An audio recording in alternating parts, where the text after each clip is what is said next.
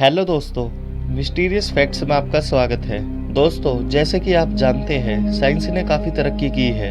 Science की मदद से ही इंसान आज धरती से अंतरिक्ष, चांद और मंगल ग्रह तक पहुंच गया है।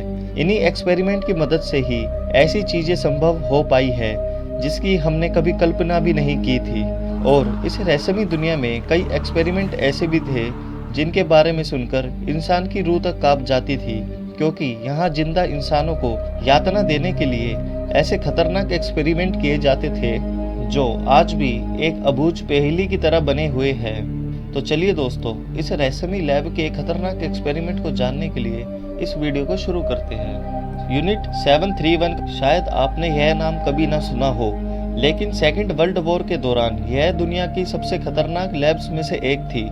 असल में यहाँ जापानी सेना द्वारा बनाए गए एक ऐसी सीक्रेट लैब थी जिसे इतिहास का सबसे खौफनाक टॉर्चर हाउस के नाम से भी जाना जाता है, क्योंकि यहाँ जिंदा इंसानों पर ऐसे ऐसे खतरनाक एक्सपेरिमेंट किए जाते थे जिसके बारे में जानकर लोगों की रूह तक कांप जाती है।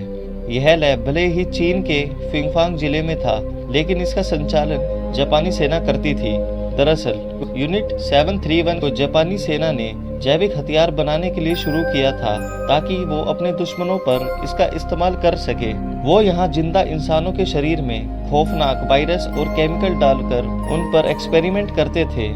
इस लैब में चीन, अमेरिका, ब्रिटेन जैसे देशों से पकड़े गए लोगों पर जानवरों की तरह एक्सपेरिमेंट होते थे। कई लोग तो तड़प तड़प कर मर जाते थे, लेकिन जो इंसान जिंदा बच जाता था उसे मार दिया जाता था और यह देखने के लिए चीड़-फाड़ की जाती थी आखिर वो बच कैसे गया। कहते हैं ऐसे एक्सपेरिमेंट करने के लिए 3000 से अधिक लोगों को मौत के घाट उतार दिया गया था। तो आइए दोस्तों, इस लैब में जिंदा इंसानों को यातना देने के लिए कुछ खास एक्सपेरिमेंट से रूबरू होते हैं। Germs warfare. इस एक्सपेरिमेंट में जानलेवा बीमारियों के जर्म्स चीनी सेना और आम लोगों के भीतर डाल दिए जाते थे और उन्हें एक दूसरे को संक्रमित करने के लिए छोड़ दिया जाता था। साल 1940 के अक्टूबर में जापानी लड़ाकू विमानों ने एक चीनी गांव क्यूजू पर बमबारी की, जिसमें एक एक क्ले बम के अंदर 30,000 संक्रमित पिस्सू थे। पूरा गांव लाल धूल से ढक गया, जिसके बाद गांव का हर एक व्यक्ति प्लेग बीमारी से मर गया। इसके बाद प्लेग बीमारी यहाँ से वहाँ फैलती गई। Frostbite testing. इस एक्सपेरिमेंट में इंसान के हाथ पैर को पानी में डुबो दिया जाता था और वह जब तक जम न जाए तब तक पानी को ठंडा किया जाता था। इसके बाद जमे हुए हाथों पैरों को गर्म पानी में पिघलाया जाता था। हिसैतो योशिमुरा नाम के एक साइंटिस्ट को इसमें खास मजा आता था। वो यह देखने के लिए एक्सपेरिमेंट करते थे ताकि यह पता लगाया जा सके अलग अलग तापमान का इंसानी शरीर पर किस तरह का प्रभाव पड़ता है। इस प्रोसेस में हाथ पैर पानी में लकड़ी के चटकने की तरह आवाज करते हुए फट जाते थे।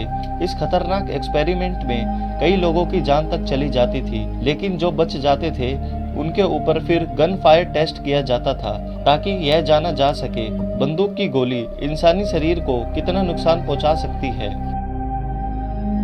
मरूटा इसी यूनिट का एक खास हिस्सा था जिसे मरूटा के नाम से भी जाना जाता था। इस एक्सपेरिमेंट में ये देखने के लिए कोशिश होती थी इंसान का शरीर कितना टॉर्चर झेल सकता है।